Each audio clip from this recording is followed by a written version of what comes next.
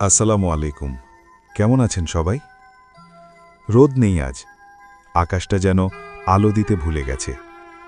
চারদিক জুড়ে কুয়াশার নরম পর্দা, ধূসর আর সাদার মেলবন্ধনে চলনবিলের বুকে টানা এক স্বপ্নীল আবরণ। দৃষ্টি যতদূর যায়, কুয়াশার ভেতর হারিয়ে গেছে মাঠ, গাছ, পথ, সব কিছু।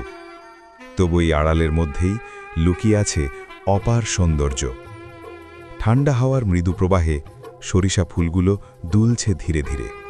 কোনো তাড়াহুড়ো নেই, কোনো কোলাহল নেই, শুধু প্রকৃতির নীরব ভাষা। আজ সরিষার হলুদ রং তীব্র নয়, কুয়াশার ছোঁয়ায় তা হয়ে উঠেছে নরম, স্নিগ্ধ। মনে হয় কেউ যেন আলতো হাতে রং মিশিয়ে দিয়েছে এই প্রান্তরের বিশাল ক্যানভাসে। হাওয়ার সঙ্গে ভেসে আসে সরিষা ফুলের মন মাতানো সুগন্ধ। সে গন্ধ জোরে নয়, চুপচাপ এসে মন ছুঁয়ে যায়। বুকের ভেতর জমে থাকা ক্লান্তি সেই সুবাসে ধীরে ধীরে গলে যায়। এই গন্ধে আছে ভেজা মাটির স্মৃতি, আছে শীতের সকাল, আছে গ্রাম বাংলার চিরচেনা প্রাণ। কুয়াশার ফাঁক গলে কখনো কখনো দেখা যায় দূরের মাঠ, আবার মুহূর্তেই তা মিলিয়ে যায় অদৃশ্যে। এই আসা যাওয়ার খেলায় মনও যেন হারিয়ে যায় কোথাও।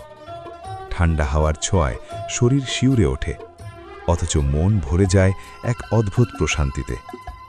এই রোদহীন সকাল কোনো শূন্যতা নয়, বরং এক গভীর পূর্ণতা। এখানে আলো নেই, তবু অন্ধকারও নেই, আছে নীরবতা, আছে অনুভব। সরিষা ফুলের দোলায় দোলায় প্রকৃতি যেন ধীরে ধীরে বলে চলে তার নিজের গল্প। শুনতে হয় মন দিয়ে, চোখ দিয়ে নয়। চলনবিল তখন শুধু একটি জায়গা নয়, সে হয়ে ওঠে অনুভূতির রাজ্য। কুয়াশা, ঠান্ডা হাওয়া আর দুলতে থাকা সরিষা ফুল সব মিলিয়ে এক নিঃশব্দ কবিতা, যা পড়া যায় শুধু হৃদয়ের পাতায়।